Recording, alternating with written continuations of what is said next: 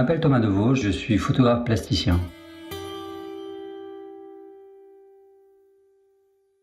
Dans cette série, j'avais envie de travailler sur les éléments du sacré et une iconographie un peu classique.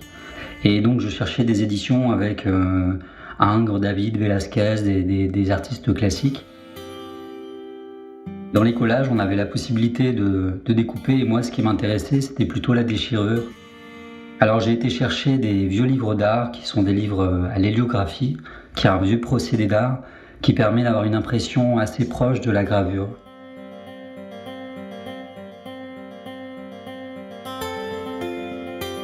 J'ai ensuite travaillé sur la série qui s'appelle Attrition.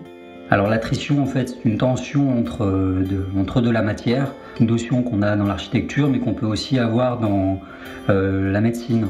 Donc la médecine, c'est plus le frottement entre différents éléments organiques.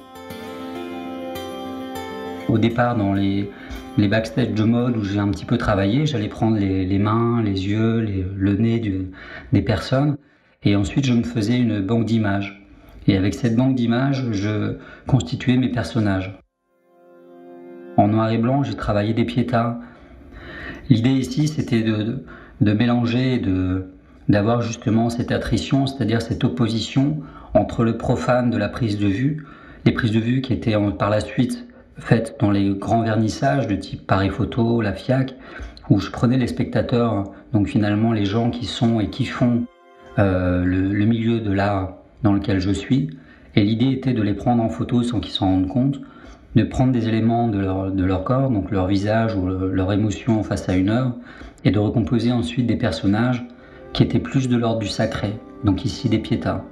Et donc dans cette piéta, on a le Christ qui est composé d'hommes et de femmes, donc on a un Christ très féminin, et on a des éléments qui sont très organiques, des cheveux un peu partout, on a ici des mains.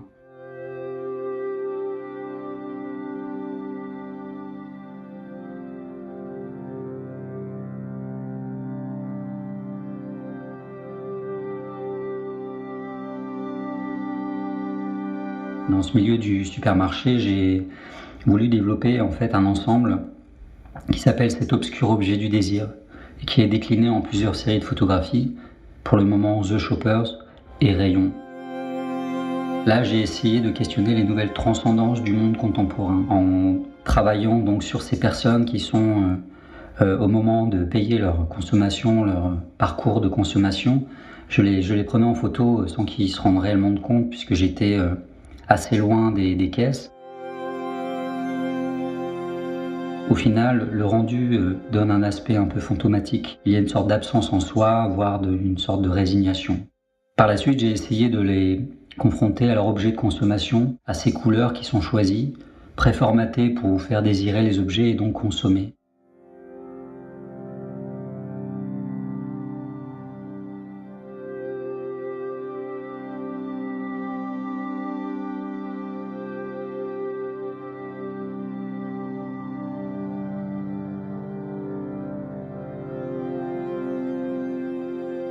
Et j'avais aussi envie de travailler sur le cadre de ces abstractions de couleurs.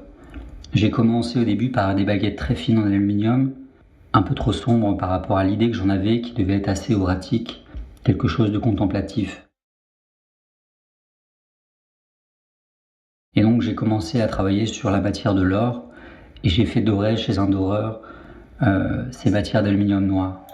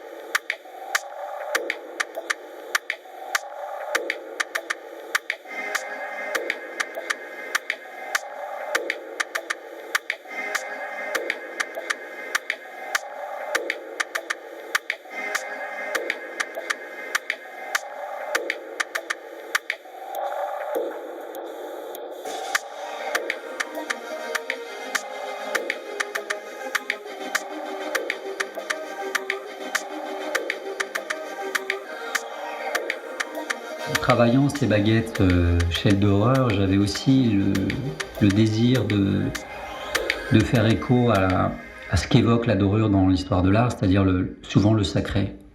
C'est une matière qui est très belle et qui renvoie très facilement la lumière. J'ai obtenu donc un élément qui avait sa propre lumière, qui diffusait très facilement la lumière qui pouvait être dessus. Et on a donc eu comme ça des abstractions qui produisaient un effet contemplatif. Il reproduit les conditions en fait d'un processus hypnotique qui est similaire en fait aux manipulations de l'attention des clients dans les supermarchés, mais en même temps elles peuvent aussi au contraire inviter à une sorte de méditation qui offrirait la possibilité de s'extraire un temps de cette consommation.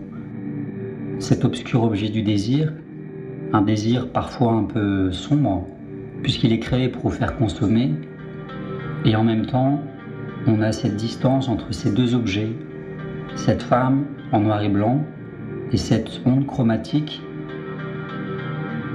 Cet obscur objet du désir, pour moi, est une sorte de fable plastique, par laquelle le public peut prendre conscience de sa propre consommation.